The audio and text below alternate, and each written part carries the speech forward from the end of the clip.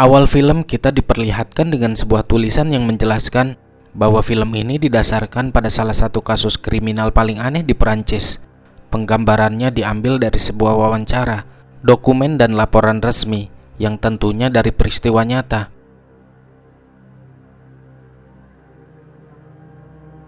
Di musim dingin tahun 1978, ada dua orang wanita yang baru saja mengerjakan tugas kelompok dari rumah teman mereka. Di perjalanan mereka berpencar satu sama lain.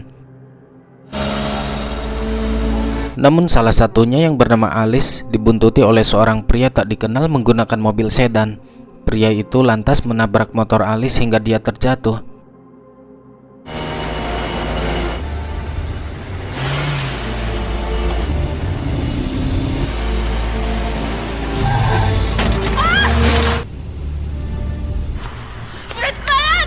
Alice yang ketakutan pun segera bangun dan bergegas pergi dari sana. Ternyata pria itu masih mengikuti dan menabraknya kembali dengan kecepatan tinggi. Kali ini Alice tak berdaya, tubuhnya penuh dengan luka. Dia mengerang kesakitan, tapi pria tersebut justru ingin menembaknya.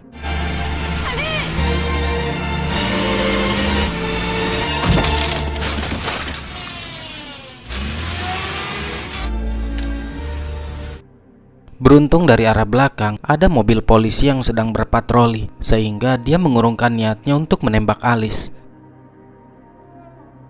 Pria itu kemudian memarkirkan mobilnya di suatu tempat. Untuk menghilangkan jejaknya, dia membuat jebakan agar siapapun orang yang membuka pintu mobilnya secara otomatis meledak dan bukti pun hilang. Di waktu yang bersamaan, para polisi mendapat kabar bahwa ada pencurian mobil sedan dengan plat nomor 7503 RC60 dan juga penyerangan seorang wanita di daerah Crepy. Mereka menduga pelaku penyerangan itu adalah orang yang sama dengan pelaku penembakan di wilayah Mexen sebelumnya. Tidak ingin membuang waktu, mereka lantas menyelidiki kasus ini. Tapi sebelum itu, mereka menjemput seorang polisi bernama Frank. Frank merupakan kepala investigasi kriminal di wilayah OIC.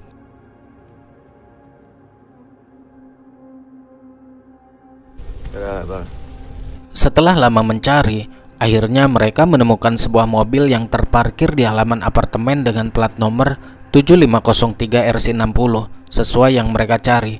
Ternyata, pria yang mencoba menghabisi Alice adalah orang yang sama dengan pelaku pencurian mobil. Jadi pria misterius ini mencari mobil dulu, baru nyari mangsa gadis-gadis yang masih berkeliaran di tengah malam. Oke, oke. Ketika mereka turun dari mobil dan berusaha untuk memeriksanya, tiba-tiba akibat ledakan itu, salah satu dari mereka terkena luka bakar dan mereka segera membawanya ke rumah sakit guna mendapatkan pertolongan pertama.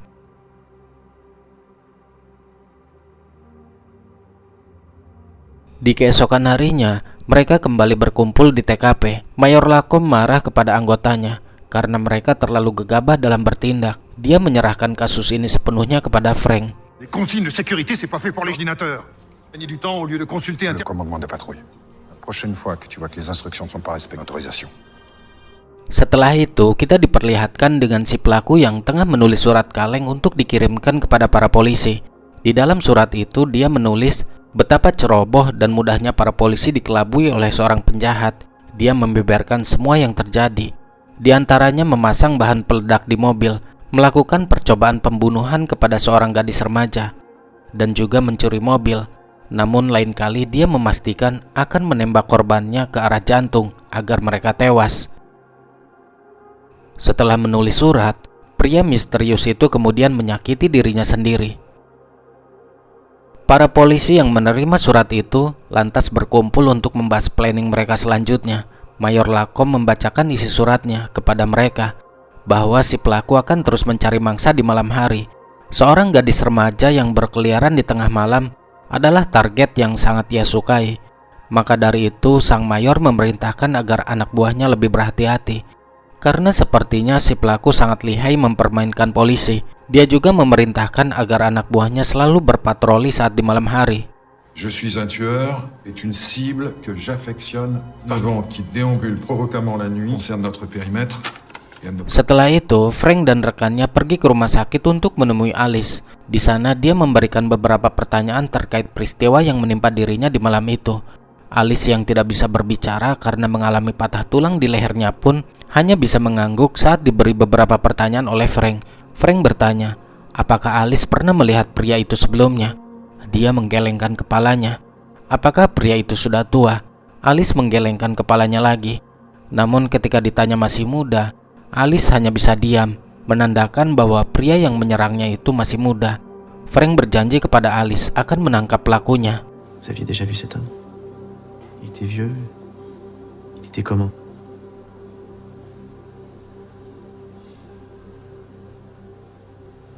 Alice, vous comprenez, on a besoin d'éléments. Je vous promets qu'on va tout faire pour arrêter celui qui vous a fait ça. D'accord? Reposez-vous. Diketahui Frank memiliki pacar yang bernama Sophie. Sophie selalu datang ke apartemen Frank untuk membantu menyiapkan segala sesuatunya sebelum Frank berangkat bekerja.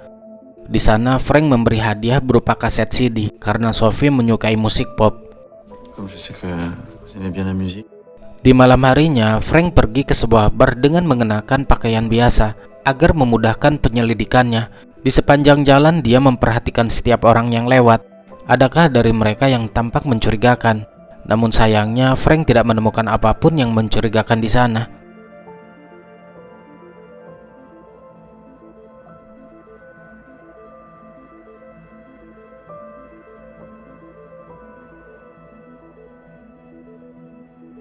Melalui radio, pria misterius itu mendengar kabar bahwa si pelaku belum juga teridentifikasi sampai saat ini. Dia tampak senang karena berhasil mempermainkan polisi. Di sana pria itu membuat plat nomor palsu. Sepertinya dia akan melancarkan aksinya kembali.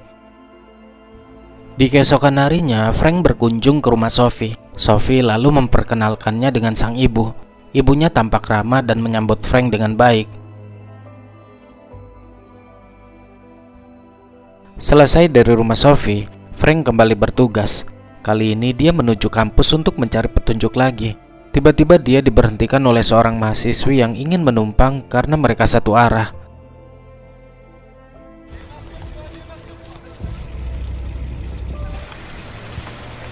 Di dalam mobil, wanita itu memperkenalkan bahwa namanya adalah Melissa.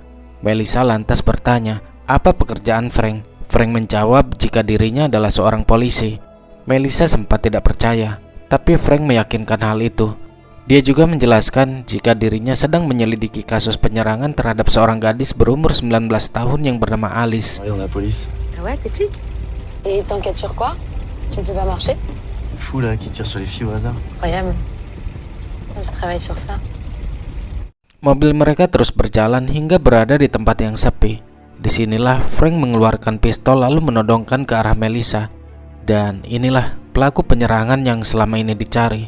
Pantas saja para polisi tidak bisa menemukan jejaknya, karena ternyata pelakunya dari kepolisian sendiri. Bahkan pelakunya adalah kepala investigasi kriminal. Tanpa merasa bersalah sedikit pun, Frank lantas menembak Melissa sebanyak 3 kali, hingga dia tewas saat itu juga.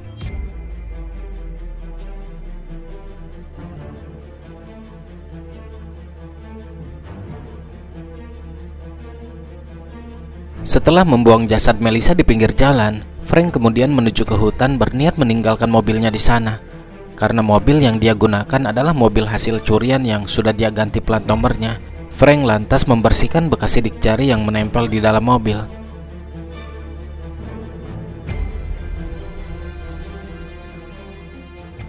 Setibanya di apartemen, Frank menyakiti dirinya sendiri menggunakan kawat berduri hingga tangannya terluka. Jadi kalau kita perhatikan, setiap kali Frank selesai menyerang korban-korbannya, dia selalu menyakiti dirinya sendiri. Apa sih yang sebenarnya terjadi dengan Frank? Nanti saja saya bahas di akhir film, biar semuanya lebih jelas. Sekarang kita fokus dulu ke cerita filmnya. Keesokan harinya di kantor polisi, mereka mendengar kabar tentang kematian Melissa. Keadaan mencekam ini membuat semua orang ketakutan, terutama para wanita. Frank diberitahu oleh rekannya, mungkin saja si pelaku membenci wanita karena si pelaku menghabisi gadis-gadis itu tanpa menyentuhnya. Peut-être qu'il a horreur des femmes. Je comprends pas pourquoi il tue des filles sans rien. Ada suatu ketika, saat Frank mengantarkan Sophie pulang ke rumahnya, Sophie bertanya kepada Frank tentang mobilnya yang selalu bergonta-ganti. Di sini Frank menjawab jika dirinya lebih suka dengan mobil sewaan daripada menggunakan mobil dinas. Karena dengan mobil sewaannya itu, dia bisa bebas kemanapun yang dia mau. Padahal itu adalah mobil curian yang sudah diganti plat nomornya. Je préfère les voitures de location. Ça, on peut changer tout le temps. Menggunakan sarung tangan, Frank kembali menulis surat kaleng yang bertujuan untuk polisi. Isi surat tersebut menegaskan bahwa dia sangat membenci kepolisian dan dia akan menghancurkan serta membunuh gadis-gadis yang ia temui secara acak. Dan benar saja, di keesokan harinya Frank kembali mencari mangsa baru di depan kampus. Dia mendapatkan seorang mahasiswi dan membawanya ke tempat yang sepi. Di sana Frank menembak wanita tersebut berkali-kali, lalu membuangnya di tepi jalan.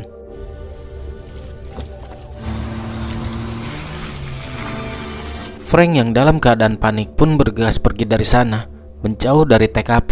Secara kebetulan dari belakang ada mobil box yang lewat. Mobil box tersebut berhenti dan segera membawa wanita itu ke rumah sakit guna mendapatkan pertolongan medis. Dari arah depan, Frank melihat dua orang polisi yang berjaga. Tidak ingin aksinya diketahui oleh mereka, dia lantas memberanikan diri melewati dua polisi itu sambil menundukkan kepalanya. Aksi kejar-kejaran pun terjadi.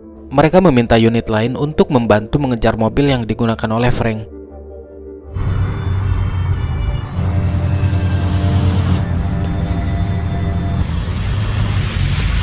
Frank yang semakin panik pun membelokkan mobilnya ke dalam hutan. Namun siapa sangka, ban mobilnya selip karena dia melewati lumpur. Tidak ada pilihan lain selain meninggalkan mobil tersebut.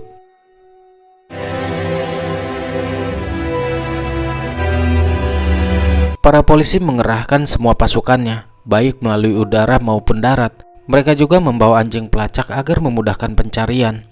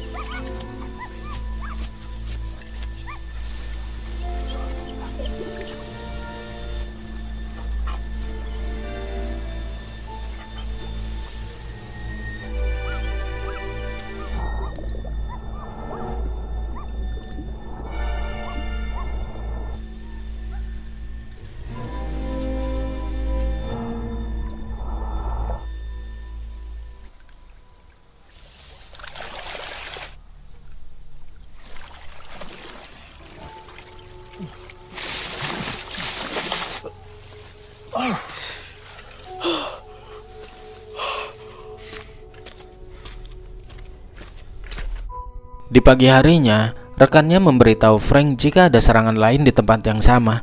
Mereka menduga bahwa pelakunya adalah seorang polisi.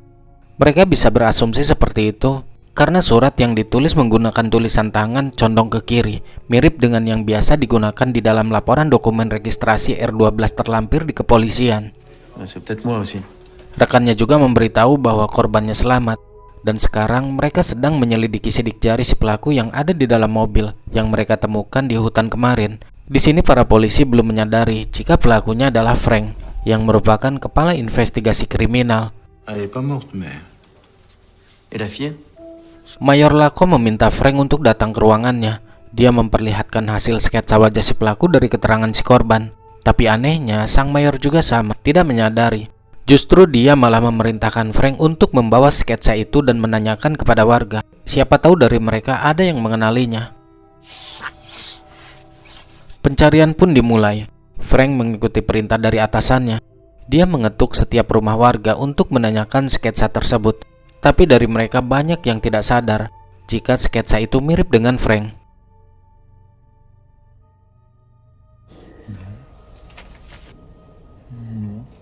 Au revoir. Au revoir.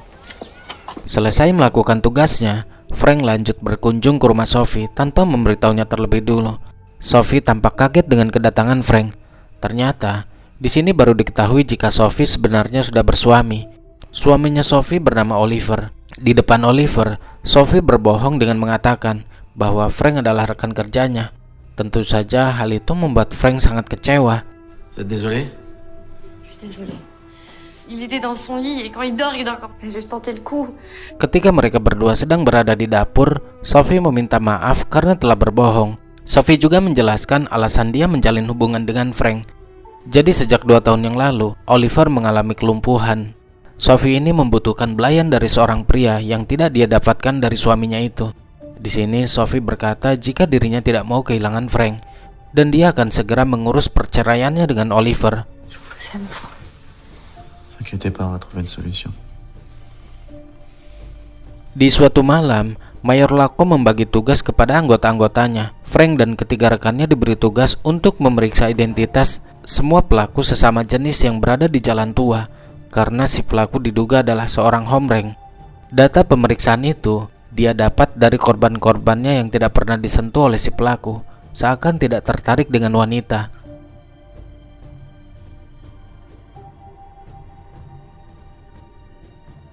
Tanpa sepengetahuan Frank, para penyidik mulai mengumpulkan informasi tentang dirinya. Mereka juga memperlihatkan bahwa surat yang dikirim oleh pelaku ditulis dengan gaya tulisan yang sama dengan catatan milik Frank. Para penyidik itu juga dengan cepat menyadari bahwa Frank ternyata penggemar senjata dan memiliki pengetahuan mekanik serta paham bagian-bagian mesin mobil. Dari sinilah surat perintah penangkapan pun langsung dibuat.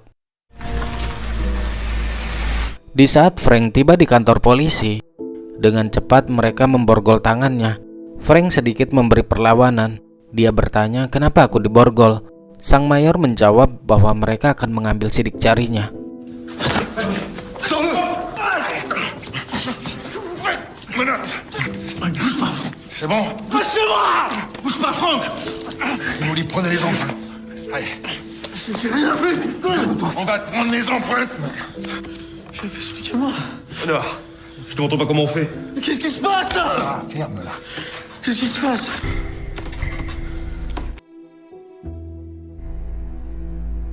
Mayor Lacombe memperlihatkan foto Melissa dan menanyakan, "Apakah kamu yang membunuhnya?"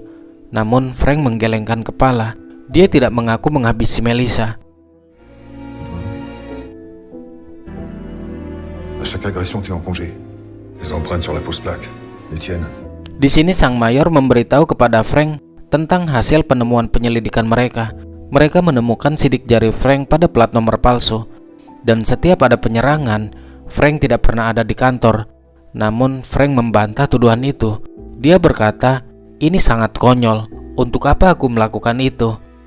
Bahkan saat Frank diberi surat pengunduran diri, dia tidak mau menandatanganinya. C'est complètement ridicule, pourquoi j'aurais fait ça? C'est complètement ridicule. C'est votre lettre de démission. Karena tidak mau mengaku, akhirnya mereka membawa Frank ke apartemennya untuk dilakukan penggeledahan.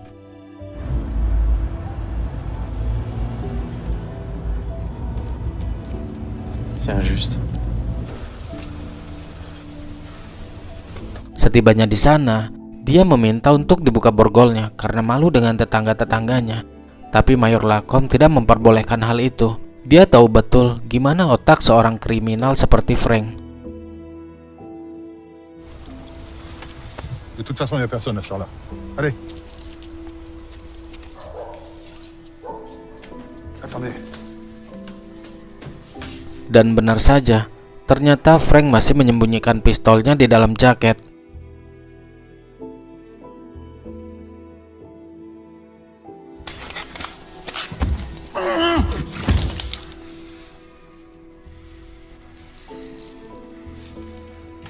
Tu m'aurais tiré dessus. C'est par là. Penggeledahan pun dilakukan. Di sana mereka menemukan barang bukti berupa daftar nama-nama korban selanjutnya. Tidak hanya itu saja, mereka juga menemukan beberapa senjata yang menguatkan bahwa Frank adalah pelakunya. Tapi dia tetap menyangkal tuduhan itu. Je te représenterai Volveras, toi. Est-ce que c'est à toi? De la poudre. Di sini Frank berkata kepada Mayor Lacombe jika dirinya akan memberitahu semuanya, dan di saat mereka semua sudah pergi, dia pun mengakuinya. Chef, je peux vous parler?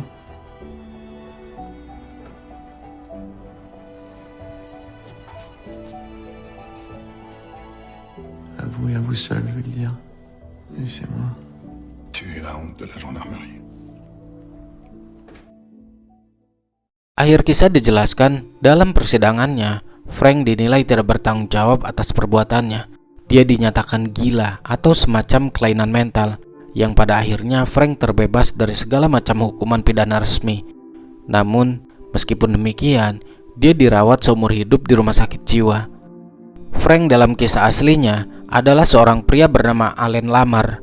Dia adalah mantan polisi Prancis yang dikenal masyarakat umum dengan julukan pembunuh Oishi. Kebiasaan Frank menyakiti dirinya sendiri bukan tanpa alasan. Itu adalah cerminan dari kondisi jiwanya yang rusak. Yang pertama, sebagai bentuk menghukum diri sendiri. Meski melakukan perbuatan keji, Frank sebenarnya sadar bahwa apa yang ia lakukan itu salah. Karena tidak mampu menghentikan dorongan tersebut, dia melampiaskan rasa bersalahnya dengan menyiksa tubuhnya sendiri, seolah ingin membayar kesalahan yang baru saja terjadi. Kedua, karena kebencian pada dirinya sendiri, Frank membenci sisi gelap dalam dirinya. Dia melihat dirinya bukan sebagai pemenang, melainkan sebagai sosok yang rusak. Dengan melukai diri, dia ingin menunjukkan bahwa dia juga menanggung penderitaan, bukan menikmati perbuatannya. Ketiga, untuk merasakan sesuatu yang nyata, tekanan mental membuat Frank sering merasa hampa dan mati rasa. Rasa sakit fisik menjadi cara untuk kembali merasa sadar dan hidup, seolah itu satu-satunya hal yang masih bisa ia rasakan dengan jelas. Dan yang keempat, akibat gangguan mental yang berat, Frank terjebak dalam kondisi konflik batin yang ekstrim. Satu sisi dia ingin menjadi polisi yang taat dan disiplin, sedangkan di sisi lain, dikuasai dorongan gelap yang tidak terkendali. Pertarungan dua sisi inilah yang akhirnya meledak dalam bentuk menyakiti diri sendiri. Jadi kesimpulannya, setiap kali dia melakukan perbuatannya itu, Frank merasa dirinya kotor. Rasa sakit fisik adalah caranya untuk menghukum dan mencoba membersihkan sisi gelap yang ada di dalam dirinya. Dalam kisah nyatanya, penyebab utama gangguan mental Frank bukanlah karena hubungan yang tidak harmonis secara terang-terangan, seperti kekerasan atau perceraian dengan orang tuanya, melainkan lebih ke arah tekanan, tuntutan untuk menjadi sempurna, termasuk pola asuh yang sangat kaku, membuatnya tumbuh menjadi sosok yang sangat tertutup. Ketidakmampuannya mengekspresikan diri karena didikan yang kaku tersebut, dia tidak pernah belajar cara menyalurkan emosi atau rasa frustasinya secara sehat. Faktor biologis, para ahli medis mendiagnosisnya menderita skizofrenia jenis hiberniernik. Ini adalah kondisi medis di mana pikiran seseorang menjadi sangat kacau dan terpecah. Jadi, meskipun hubungan dengan orang tuanya terlihat baik-baik saja di luar, tapi ada kerusakan secara biologis di otaknya yang tidak terdeteksi sejak kecil. Jadi masalahnya bukan karena ia sering bertengkar dengan orang tuanya, melainkan karena terlalu tertekan dituntut menjadi orang yang sempurna di mata keluarga dan masyarakat. Sementara di dalam kepalanya ada penyakit mental yang terus berkembang. Di masa itu standar tes mental kepolisian masih terbatas. Fokus utama ada pada fisik, kepatuhan dan kedisiplinan, bukan pendalaman kejiwaan. Gangguan mental yang tersembunyi dan berkembang perlahan belum bisa terdeteksi dengan akurat, apalagi jika penderitanya cerdas dan mampu mengendalikan sikap di depan pemeriksa. Ketika akhirnya tertangkap, pengadilan Prancis menyatakan bahwa dia tidak bertanggung jawab secara pidana karena gangguan jiwa berat. Secara hukum, dia tidak diperlakukan sebagai kriminal, melainkan sebagai pasien.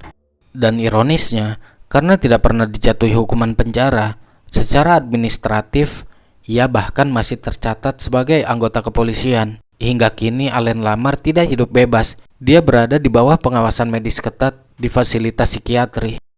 Dari film ini kita belajar bahwa pembentukan karakter yang hanya menekankan disiplin dan kesempurnaan tanpa ruang bagi pengelolaan emosi itu berpotensi melahirkan konflik batin yang serius dan merusak.